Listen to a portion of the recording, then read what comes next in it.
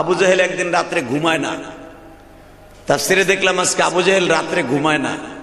তা আবু জেহেলের বিবি জিজ্ঞেস করে, ঘুমাও না কি লেগা? ঘুমাই না কি লেগা তার নিজেও জানি না। তো দেখবেন এই জামানায় আছে, স্বামী যখন না ঘুমায়, বউ যদি তার সন্দেহ করে, জিজ্ঞেস করতে বাধ্য হয়, কি ব্যাপার তুমি ঘুমাও না কা? কোন বিডির চিন্তা করো? কথা কর না কে? না আমি ঘুমাইলে আবার অন্য শরীর লোকে পিটিস পিটিস করবা। তো বারবার জিজ্ঞেস করতেছে, তুমি ঘুমাও না কে? তোমার চরিত্র তো কেমন আছে আমার জানা আছে। তুমি আবুল হেকাম, তোমার নাম ছিল বুদ্ধির বাপ, এখন তোমার নাম হলো আবু জেহেল, মুরুক্ষুর বাপ। সারা দুনিয়ার মানুষ এখন তোমার আবু জাহেল কয়। মুহাম্মদ সাল্লাল্লাহু আলাইহি ওয়াসাল্লাম পৃথিবীর শ্রেষ্ঠ মানুষ, হেও তোমার আবু জেহেল কয়। আল্লাহ তোমার আবু জেহেল কয়। তুমি মুরুক্ষুর বাপ, অতএব তোমার এখানে কোনো ভেজাল আছে, তুমি ঘুমাও না কেন? আবু জেহেল কয়, দেখ বেশি পেশাল পারবি না, ঘুম আসতেছে না, ঘুমাইতেছি না, তুই ঘুমা। না তুমি ঘুমাও না কে আমার জানতে হবে। কয় তোর হাত পাও ধরে বলছি, বেশি ডিস্টার্ব করিস না। রাজনীতিবিদ মানুষ, মক্কার নেতা মানুষ, বিভিন্ন টেনশন আমার মাথায় থাকে, এই জন্য ঘুমাই নাই। মনে রাখবেন, সারা দুনিয়ার কেউ আপনারা না চিনলেও আপনার বউ আপনারা চিনে। কথা কর না কেন? আপনি কয় নাম্বারের নেতা, আপনি কয় নাম্বারের হুজুর, আপনি কয় নাম্বারের ওলি, এটা আপনার বউ চিনে। তো বারবার জিজ্ঞেস করতেছে, তুমি যে কোন ধারণার নেতা আমার তো জানা আছে, তুমি ঘুমাও না কা? তাই কো কই তো ঘুমাই গেছি, যা চোখ বন্ধ করে আছে। চোখ বন্ধ করে আবার মাঝে মাঝে চাইছে, দেহে মগি ঘুমাইছে নি। আল্লাহু আকবার বললেন না?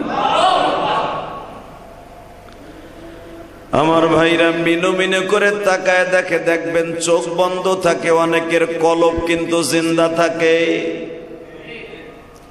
জিজ্ঞেস করে, তুমি ঘুমাও? আমি ঘুমাই না। কেন ঘুমাই না জানোনি? কিন্তু ঘুম থেকে উঠে দেয় সূর্যের তাপ কপালের উপরে লাগছে, দোনোজন লাভ দিয়েছে। কিরে তুই কে? তুমি কে? তুই আইলি কোন সময়? তুমি যখন আইছো তখন আইছি। কেউ যেন না দেখে দৌড় মার। তা আবু জেহেলের বউ কম্বল একটা নিচে ভয় আর একটা থুয়ে দৌড় মারছে। তো যখন কম্বল একটা থুয়ে দৌড় মারছে, কিন্তু মনে রাখবেন আবু জেহেল তার আগের সপ্তাহে বলে দিয়েছিল। তো আবু জেহেলের বাড়ির যে কম্বল, এটা আবার উকবা চিনতো, সাহেবা চিনতো, যেটা নেতার বাড়ির কম্বল, চামড়ার কম্বল। কম্বলটা লইয়া আবু জেহেলের বাড়িতে গেছে, ড্যান ড্যান করতে করতে, কেউ নেতা তুমি না গত সপ্তাহে বলে দিলা কেউ যাবা না, তা তোমার বোর কম্বল অনেকে বলে তোর কাছে মাফ চাই, কারো কাছে বলিস না। وعلى آل إبراهيم إنك حميد مجيد نحمده ونستعينه ونستغفره ونؤمن به ونتوكل عليه ونعوذ بالله من شرور أنفسنا ومن سيئات أعمالنا من يهده الله فلا مضل له ومن يضلل فلا هادي له الذي أرسل رسوله بالهدى ودين الحق ليظهره على الدين كله وكفى بالله شهيدا